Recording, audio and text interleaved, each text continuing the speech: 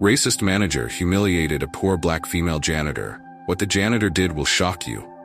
This story will definitely drop your jaw and will make you question why racism still exists in this era. What if racism had consequences? Imagine being humiliated only to shock the world. What if you were judged not by your abilities, not by your achievements, but simply by the color of your skin? Imagine stepping into work, doing your job diligently, only to face humiliation in front of others, simply because someone believed they were better than you. Now imagine if the tables turned. What would you do? Would you forgive? Or would you show the world the price of prejudice? This story is about power, prejudice, and poetic justice. It begins on a quiet Monday morning in a sprawling corporate building where the hum of computers filled the air. At the center of it all was Grace, a humble janitor, a quiet black woman with a warm smile who greeted everyone, even those who never bothered to respond. But this Monday, something happened that no one could have predicted, something that would shake the entire company to its core. As Grace swept the pristine floors of the executive wing, the manager, Mr. Langston, stormed out of his office. "What is this?" he bellowed, pointing at a tiny scuff mark on the otherwise spotless marble floor. His voice boomed through the hallway, drawing the attention of nearby staff. Grace looked up, startled. "I'm sorry, sir. I'll clean it immediately," she said calmly, reaching for her mop. But Mr. Langston wasn't interested in apologies. He smirked, his gaze dripping with condescension. "Of course you will. That's all you people are good for, isn't it?" The room fell silent. Heads turned, but no one dared to intervene. Grace froze, her hand tightening around the mop handle. Did he just say that? What would you do if someone insulted your very existence like that? Would you walk away, or would you stand your ground? As Grace tried to continue her work, Langston wasn't done. "Next time, maybe you can actually do your job, instead of wandering around daydreaming," he sneered. The venom in his words stung, but what made it worse was the laughter from some junior employees who had gathered nearby. Grace took a deep breath. Her years of working in environments where she was undervalued had taught her patience. "I'm sorry if I've caused any inconvenience, sir," she said softly. But instead of letting it go, Langston snapped. "Sorry isn't good enough. People like you don't belong here. You're lucky we even let you clean our floors." How would you feel if someone attacked not just your work, but your very place in the world? Could you remain calm, or would the fire of indignation consume you? Unbeknownst to Langston, Grace wasn't just a janitor. In fact, she wasn't a janitor at all. Not really. Grace was the CEO of the very company he worked for. She had taken on the role of a janitor for a week as part of an undercover initiative to better understand the experiences of her employees. Langston had no idea he was humiliating the woman who held his career and his future in her hands. Imagine standing there, watching someone expose their true colors, knowing you had the power to change their life with a single decision. What would you do? The moment came swiftly and unexpectedly. That Friday, the company held its usual end-of-week meeting. Langston strutted into the boardroom, confident as always, unaware of what awaited him. Grace entered, not in her janitor's uniform, but in a tailored suit that commanded respect.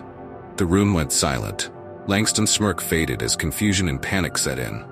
"Good afternoon, everyone," Grace began, her voice steady but laced with an authority no one could ignore. "Before we begin, I'd like to address a matter of great importance." She turned her gaze to Langston. "This week, I had the unique opportunity to observe our company culture from a different perspective, and what I witnessed was both disappointing and unacceptable." Langston shifted in his seat, his face pale. "Ma'am, I'm not sure." She held up a hand, silencing him. "Mr. Langston, do you remember Monday morning? A certain incident involving a janitor?" His eyes darted around the room, searching for an escape. I might have said something, but it was nothing serious." Grace's voice cut through his excuses like a blade. "Nothing serious? You humiliated an employee in front of her peers. You made derogatory remarks about her abilities and her worth, all because you thought she was beneath you. What would you do if you were in Grace's position? Would you show mercy, or would you let him face the full weight of his actions?" Langston tried to stammer out an apology, but Grace wasn't finished. "For the record, that janitor was me," she said, her words echoing in the stunned silence. "I wanted to see how employees were treated at every level of this organization. And thanks to you, I saw the ugly side of our culture." Gasps filled the room. Langston's jaw dropped. "Ma'am, I didn't know. If I'd known." "That's exactly the problem," Grace interrupted. "You treat people based on what you think they are, not who they truly are. That's not leadership. That's prejudice." She turned to the rest of the board. "Effective immediately, Mr. Langston is relieved of his duties. His behavior goes against everything this company stands for. And let this be a message to everyone. We will not tolerate racism, discrimination, or bullying in any form." The story didn't end there. Grace's decision to fire Langston made waves across the corporate world. News outlets picked up the story, praising her for taking a stand against workplace racism. Employees who had suffered in silence began speaking out, inspired by her courage. But what would you do if you were one of those employees? Would you share your story, or would you remain silent, fearing the consequences? As for Langston, the fallout was swift and brutal. He became a cautionary tale, a symbol of how arrogance and prejudice could destroy a career in an instant. Struggling to find work, he faced the harsh reality of what it meant to be judged by his worst actions.